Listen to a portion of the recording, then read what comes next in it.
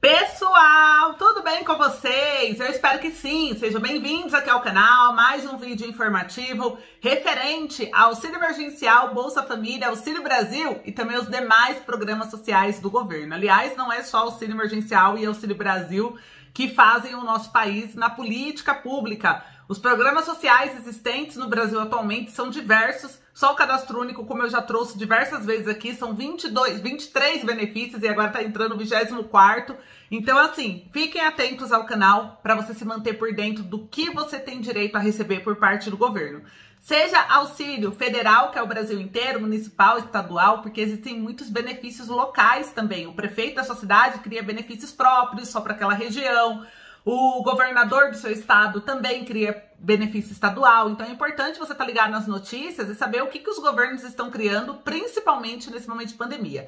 Mas hoje quero falar sobre o Auxílio Brasil, a prorrogação do auxílio emergencial. Esse final de semana, pessoal, o governo se reuniu com Arthur Lira, se reuniu aqui com o Rodrigo Pacheco para negociar o Auxílio Brasil, a prorrogação do auxílio emergencial. O ministro da Casa Civil, Ciro Nogueira, também se reuniu com os presidentes do Senado, que é o Rodrigo Pacheco, e o da Câmara, que é o Arthur Lira, para tentar negociar um acordo que viabilize o pagamento aí de uma ajuda de custo para as famílias pobres no Brasil que sofreram aí com a pandemia, mas que respeite a regra do teto de gasto. Por mais que o governo toda hora ele tá bem em cima do muro, né? Às vezes o povo falando, não tô entendendo mais nada. Uns falam que vai ter prorrogação, outros falam que não vai ter prorrogação. O que está acontecendo? O presidente Jair Bolsonaro ele está extremamente indeciso, tá? Ele tá aí, ele quer prorrogar o auxílio. Por quê? Por causa que ele é bonzinho? Não, por causa das eleições. Então, assim, ele quer, na opinião dele, ele deve prorrogar o auxílio para ganhar as eleições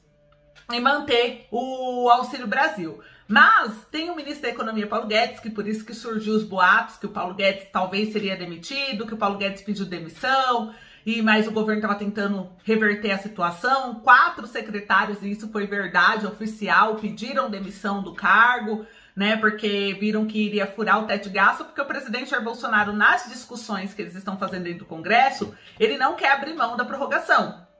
Ele falou que o auxílio acabou porque o ministro da Economia falou que não ia ter como exceder o teto de gastos. Mas por trás dos bastidores, por trás das câmeras, eles estão negociando pelo menos estender esse auxílio emergencial até dezembro e a partir de janeiro fazer o auxílio transitório, que é só para o Bolsa Família, até transitar no Auxílio Brasil, que é o que eles estão tentando negociar. E só para você entender um pouco melhor disso, as discussões lá dentro, eles estão discutindo também, segundo interlocutores, a possibilidade de ser 2 benefícios por família.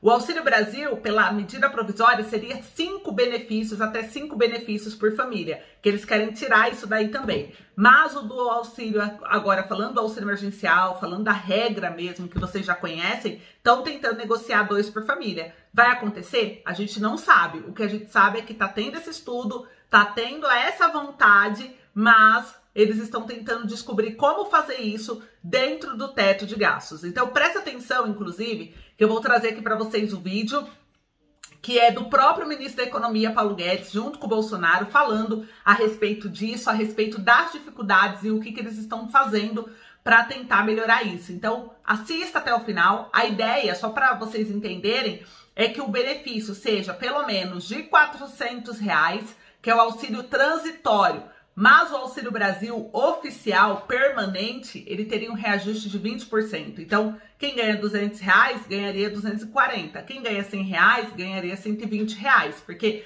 não seria mais o dobro ou 50% de aumento. Eles iriam fazer esse transitório somente nesse momento de pandemia.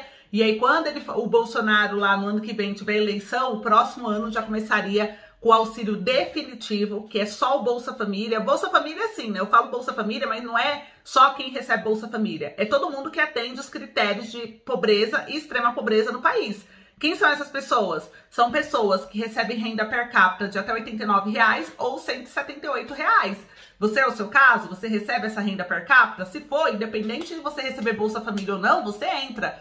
E eles querem acrescentar esses 2 milhões de pessoas que estão fora do programa, que estão na fila de espera para o Bolsa Família, porque atende os critérios de pobreza e extrema pobreza. O presidente Jair Bolsonaro chegou a dizer que todos, sem exceção, iriam receber. Mas quando ele disse isso, seria todos, sem exceção, do Bolsa Família, das pessoas pobres e extremamente pobres, porque não pode mais ter fila de espera por causa da lei do renda básica que veio à tona. Antes o povo não sabia que existia, agora sabe por causa do STF.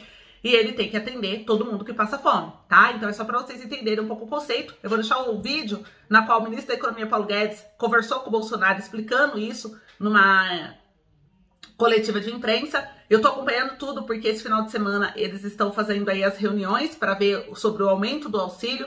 Inclusive teve aí o Congresso discutindo que queria R$500. Então assim, tudo pode acontecer. Vamos ficar de olho, porque o governo tá falando hoje, não se escreve a caneta. O que ele fala, se escreve a lápis, passa a borracha, ele refaz o que ele falou, porque eles estão discutindo. E o nosso papel é trazer para vocês as informações de acordo com o que elas estão sendo aí enviadas, tá? Então assistam até o final do vídeo. Qualquer dúvida, deixa nos comentários. Muito obrigada, um beijo, até a próxima.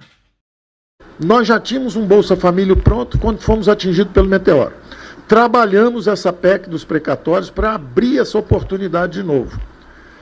Justamente para abrir essa oportunidade. Mas como o imposto de renda não avançou no Senado, foi aprovado na Câmara, mas como ele não avançou no Senado, nós perdemos a fonte.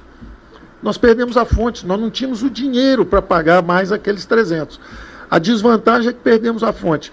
Mas o presidente chamou atenção, e aí ele chamou a atenção da equipe toda, e equipe que eu digo não é a economia só, toda a equipe de ministros, e disse, olha, eu estou sem essa fonte para fazer um programa permanente, mas nós não podemos ajudar, não pode ser um programa temporário, inclusive pode ser um pouco acima, porque já que 50% da inflação no mundo inteiro foi comida e energia, a comida está mais cara, a energia está mais cara, o gás de cozinha, nós não podemos deixar os mais frágeis desprotegidos. Então nós criamos um conceito, o presidente disse o seguinte, vamos dar R$400 pelo menos para cada família. Então vamos ampliar a base de 14 milhões para 17 milhões de famílias e vamos ampliar o valor de 179 para R$400. Isso é mais de 100% de aumento, ou seja, estendendo um olhar para os mais frágeis e desprotegidos, vamos pagar mais. Mas eu dizia que nós só tínhamos espaço no teto para 300. Então, naturalmente, você criou um problema. Qual é o problema? Por um lado, você quer ajudar os mais frágeis. E é natural, e a ala política, e isso é que eu acho que criou todo esse barulho. Enquanto eu estava lá fora, fui representar o Brasil lá fora, onde nós estamos muito bem avaliados, que o Brasil caiu menos, voltou mais rápido e está crescendo mais do que a média dos avançados, a zona do euro, a América Latina. Então, enquanto todo mundo lá fora está vendo o resultado, um avanço do Brasil, vacinou 90% da população, a pandemia está sendo abatida pelo avanço da nossa situação sanitária, quando o Brasil tem tudo para retomar o crescimento, 500 bilhões de investimentos já contratados, meio trilhão já contratados para os próximos anos, o Brasil vai crescer mais do que as previsões para o ano que vem. O Brasil vai crescer bem mais do que as previsões estão sendo feitas. Mas enquanto eu estou fazendo isso lá fora, naturalmente a política começa a sacudir. E o dinheiro dos mais frágeis? Nós estamos sem imposto de renda. Se estamos sem imposto de renda, nós vamos precisar tirar dinheiro de algum lugar. E se for 400? Bom, mas aí fura o teto. Aí começa aquele balança e começa a barulheira. E aí começa uma aparente briga entre a ala política e a ala econômica. Evidente que um governo, e essa é a dificuldade do presidente, e ao mesmo tempo o mérito de um bom presidente, é saber pesar as duas coisas. Então tem uma ala política que pede, vão dar um auxílio de 500, 600, 700. E tem uma ala econômica que fala, olha, só temos até 300, o teto é só até 300. Ora, deve haver uma linha do meio entre essa austeridade financeira, de um lado, esse compromisso com as futuras gerações. O Brasil fez isso o tempo inteiro. O Brasil, não faltou dinheiro para a saúde, mas o Brasil é o país que menos cresceu a dívida, combateu com maior eficácia. Gastou bastante, gastou o dobro dos emergentes, 10% acima da média dos avançados, mas a dívida não subiu tanto, porque nós soubemos combater isso, desinvestindo em outras áreas para ajudar o social. Então o presidente traçou a linha, falou, olha, vamos até 400. Não são os 600 que a ala econômica, que a ala política pode querer ter, mas também nós precisamos arrumar um dinheiro extra aí.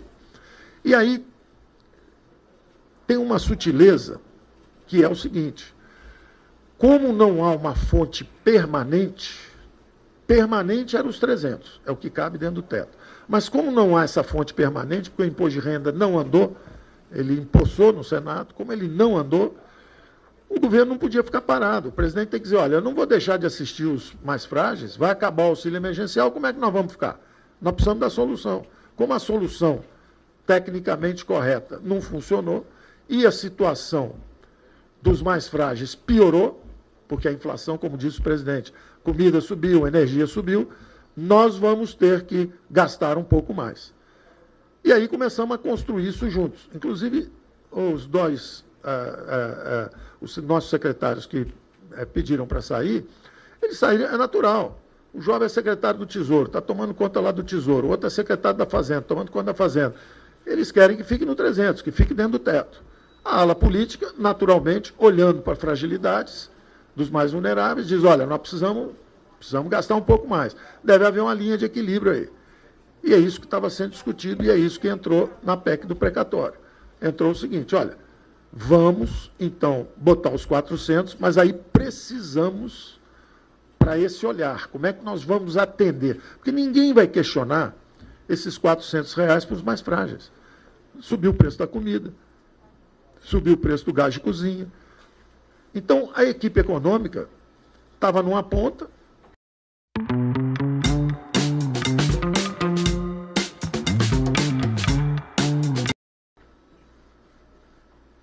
Os gastos vieram de 26% do PIB para 19,5%, e de 19,5% iam cair para 17,5% o ano que vem. Nota 10 do ponto de vista técnico de capacidade de ajuste. Mas talvez nota 5 em política, ou nota 4 em política, porque não está atendendo os mais vulneráveis. Aí você vai para a turma da política, bota 600, bota 700, nota 10 na política, mas nota 4, nota 3 na economia, desorganiza a economia, fura o teto, começa uma confusão. Então, essa era a grande discussão que estava havendo, e isso virou, por falta de comunicação, um colapso de comunicação nosso mesmo, nosso. Economia, com a ala política, nosso, do lado de cá. E de uma certa falta de boa vontade e tolerância conosco. Nosso governo é um governo que tem sofrido disso. Então, o resultado, isso virou uma guerra intestina, que está todo mundo brigando com todo mundo quer sair, etc. Nós entendemos os mais jovens que dizem, olha, a linha é aqui, não pode furar o teto. Nós entendemos a política que diz o seguinte, olha, o teto é um símbolo de austeridade, é um símbolo de compromisso com as gerações futuras. Mas nós não vamos deixar milhões de pessoas passarem fome para tirar 10 em política fiscal e tirar 0 em assistência aos mais frágeis. Como nós temos que manter a nossa trajetória de consolidação fiscal, o que nós estamos fazendo? Gastamos 26,5 durante a crise, 19,5 esse ano, e em vez de 17,5 o ano que vem, tirar 10 em fiscal e 0 em preocupação social, deixa gastar um pouco mais, e aí eu falava, um pouco mais de 30 bilhões para atender tudo isso. Também, se for o caso, o Brasil roda em cima do modal rodoviário. Não é subsidiar gasolina, diesel, para todos os brasileiros, quando nós justamente estamos indo em direção a uma economia verde e digital no futuro. Não é subsidiar o uso de poluentes, é subsidiar quem carrega a comida, quem trouxe a comida para atender supermercados durante a crise. O Brasil roda em cima disso aí. Então, se for um número, e nós estamos falando de um número pouco mais de 3 bilhões de reais. Pouco mais de 3 bilhões de reais para ajudar os caminhoneiros a fazer a comida chegar, apesar de subir o custo de transporte. E mais uns 30 bilhões para fazer o Auxílio Brasil atender a 16 milhões de famílias, com um conceito que já no início da campanha política o presidente tinha, nós defendíamos uma renda básica, um conceito de renda básica. justamente de proteção social. E o presidente virou e falou assim, olha, nenhuma família brasileira pode ficar desatendida, ninguém pode receber menos de R$400. Esse programa é que custa esses 30 bilhões adicionais. E aí o que aconteceu?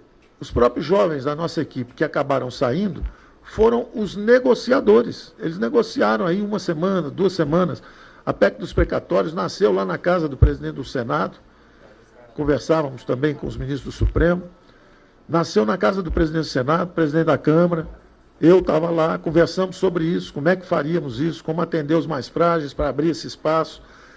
E essa abertura de espaço, na verdade, é simplesmente retomar o que a gente já ia fazer antes. Nós íamos dar o dinheiro para a Bolsa, de repente caiu o meteoro, que era o precatório, fazer a PEC do precatório é devolver o dinheiro para o espaço fiscal para a área social.